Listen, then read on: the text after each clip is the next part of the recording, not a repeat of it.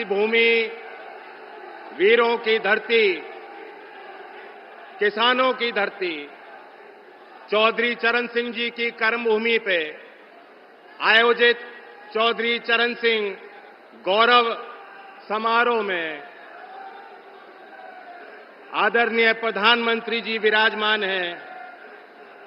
हमारे पड़ोसी राज्य के मुख्यमंत्री नायब सैनी जी, हमारे उत्तर प्रदेश में विकास को गति देने वाले मुख्यमंत्री आदरणीय योगी आदित्यनाथ जी, सभी वरिष्ठ भारतीय जनता पार्टी के और एनडीए के दल के नेतागण, मंत्रीगण, जनप्रतिनिधि, कार्यकर्ता और सामने बैठे इस जनसमूह को मेरी राम राम।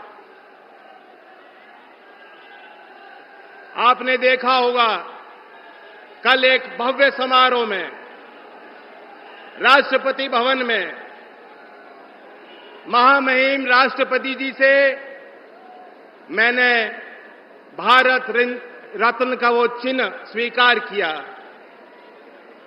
और मैं सोच रहा था वह चिन्ह मेरे हाथों में गया, वो प्रतीक, वह सम्मान, लेकिन वह असली गाड़ी कमाई देश के किसानों की है, खमेरों की है, उस नौजवान की है जो अपना सब कुछ दांव पर लगाकर भारत की सेनाओं में सेवा करता है, उस सामाजिक कार्यकर्ता की है जो देश में सबसे गरीब और वंचित वर्ग के उत्थान के लिए मेहनत करता है, हर एक उस नौजवान की है जो एक सपना देखता है अपने समाज को, समाज के और परिवार के लिए बेहतर रास्ते खोलने के, उसके लिए संघर्ष करता है। आपको और हमें आज देश जिस पड़ाव पे है सोचना होगा, और खास तौर से मेरठ वासियों को, कोई तो कारण होगा कि देश के प्रधानमंत्री जी ने भारत रत्न के उस कार्यक्रम के बाद पहला पड़ाव था, तो उस पहला पड़ाव उन्होंने मेरठ की धरती को चुना कि मेरठ के लोगों के पास में जाऊं और देश के लिए अपना संदेश दूं। मैं आपको जानकारी भी देना चाहता हूं, कल जब वो समारोह समाप्त हुआ तो अल्प समय व्यक्तिगत मेरी भेंट प्रधानमंत्री जी से हुई और उस कम समय में भी किसानों के प्रति उनकी चिंताएं उन्होंने जाहिर की। उन्होंने मुझे बताया कि किस तरीके से चौधरी चरण सिंह जी को वो मानते हैं, और मैं समझता हूं कि इसलिए भी हमें खुश होना चाहिए कि मेरठ चौधरी साहब की कर्मभूमि है। हम और आप इस बात को जानते हैं कि अगर प्रधानमंत्री नरेंद्र मोदी जी नहीं होते तो भारत रत्न का सम्मान धरती पुत्र चौधरी साहब को मिलने वाला नहीं था। ये निर्णय, ये साहसी फैसला, ऐतिहासिक निर्णय आपके सम्मान को आगे बढ़ाने के लिए प्रधानमंत्री जी ने इसलिए भी लिया, वो भी जानते हैं चौधरी साहब का कितना बड़ा योगदान राष्ट्र निर्माण में रहा। वो ये भी जानते हैं कि चौधरी चरण सिंह जी गुजरात को अपने आध्यात्मिक और राजनीतिक जीवन शैली की पीठ मानते थे। जो भी समाज सुधार का काम चौधरी चरण सिंह जी चाहते थे करना, वह उन्होंने दयानंद सरस्वती जी से सीखा और उनसे प्रेरणा ली। हीरो वर्शिप एक मॉडर्न टर्म है। यहां भी मैं बैठा बैठा देख रहा था, प्रधानमंत्री का नाम सारे लोग बार बार, एक गूंज उठ रही थी, उनका नाम बार बार नौजवान ले रहे थे कि नहीं ले रहे थे? फिर सुनाओ, ले रहे थे कि नहीं ले रहे थे? ये भी एक गहरे विश्वास का प्रतीक है, इसे हीरो वर्शिप भी कह सकते। इस हीरो वर्शिप से चौधरी चरण सिंह जी भी अछूते नहीं थे। एक ऐसे नेता थे जिनको चौधरी चरण सिंह जी अगर आदर्श मानते थे, वो थे सरदार वल्लभ भाई पटेल। और इसलिए इस नाते को प्रधानमंत्री जी अच्छी तरह भली भांति समझते हैं और उनकी मंशा है। उन्होंने अपनी इच्छा शक्ति को जाहिर किया कि चौधरी चरण सिंह जी की वास्तव में जो विचारधारा, जो वास्तव में उनकी विरासत, जिसको आप सब लोग संभाल रहे हो, उसे और आगे बढ़ाना है। चौधरी चरण सिंह जी 2-3 विषयों को लेकर बेहद गंभीर होते थे। बहुत कम समय में मैं उल्लेख करना चाहूंगा। नंबर 1 क्या था? करप्शन, भ्रष्टाचार। जिस तरह तालाब में अगर एक कमल का फूल कहीं खिलता है, दूर से दिखाई देता है, दूर से उसका सौंदर्य एक कमल के फूल का दिखाई देगा कि नहीं देगा आपको? एक तालाब में एक फूल अगर खिल रहा हो। चौधरी साहब यही मानते थे कि जो नेता होता है, जो बड़े पद पे बैठा है, बड़े पदभार को संभाल रहा है, उसकी नैतिक जिम्मेदारी होती है। भ्रष्टाचार ऊपर से लेकर नीचे तक जाता है।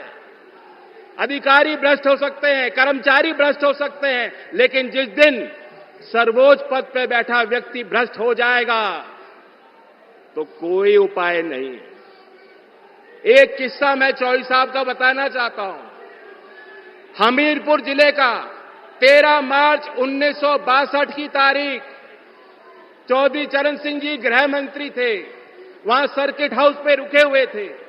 रेडियो का कार्यक्रम चल रहा था। चौधरी साहब ने सुना कि उन्हें पद से हटा दिया गया है, उनसे मंत्रालय ले लिया गया है। गाड़ी सरकारी उनके लिए खड़ी थी।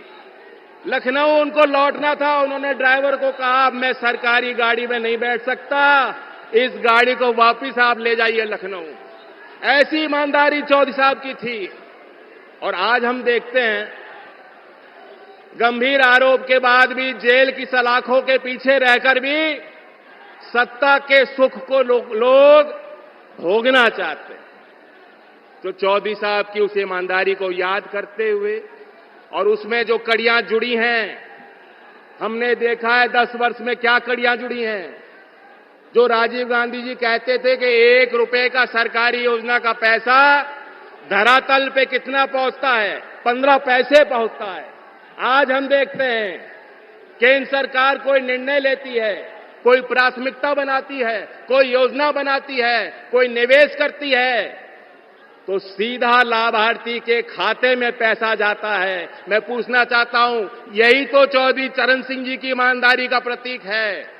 यही उनके ईमानदारी और नैतिकता का बढ़िया उदाहरण जो सरकार करके दिखा रही है। और फिर चौधरी साहब जातीय भेद के खिलाफ थे, लिंग भेद के खिलाफ थे, और वे चाहते थे किसान, क्योंकि उस समय के देश में गांव और किसान देश की जड़ों में था। मुख्य धारा में अगर किसान नहीं खड़ा होता, गांव का विकास नहीं होता, तो देश आगे नहीं जा सकता। उसी उद्देश्य के साथ एनडीए को ताकत देने के लिए हम उम्मीद करते हैं कि मेरठ अपनी बड़ी भूमिका को अदा करेगा। 2014 में भी प्रधानमंत्री जी ने चुनावी अभियान की शुरुआत मेरठ की धरती से की थी, और आज हम सब लोग मिलकर बहुत उम्मीद के साथ आए। मेरठ अकेला जिला ही नहीं, कई क्षेत्रों को प्रभावित करता है। लोकदल वाले लोग जानते हैं कि चौधरी चरण सिंह जी आपसे चंदा लेते थे मेरठ के लोगों से, और ओडिशा तक चुनाव लड़ते थे। तो जहां मेरठ तय करेगा, तो जो नारा दिया है उत्तर प्रदेश की 80 सीट और देश के अगले चुनाव में 400 पार का नारा पूरा हो जाएगा।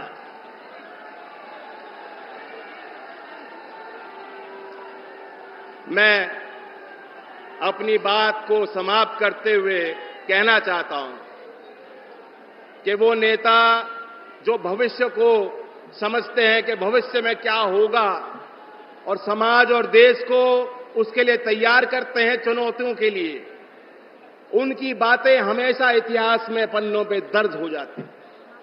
आने वाले समय में जब अवलोकन होगा इस दौर का, जो तीसरा बड़ा मैंडेट देश की जनता मोदी जी को और एनडीए को देने वाली है, तो कहा जाएगा, क्या जानो तुम अपने दौर से कितना लड़ा हूं मैं,